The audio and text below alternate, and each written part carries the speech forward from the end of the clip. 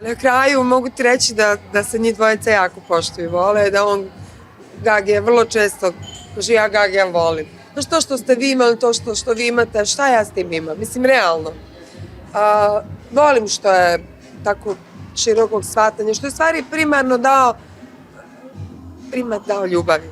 Znaš, jednostavno je najlakše mrzeti, praviti probleme, osporavati. A šta bi bilo kada bi drugačije? Šta bi bilo kada bi pustili samo ljubav da radi svoje?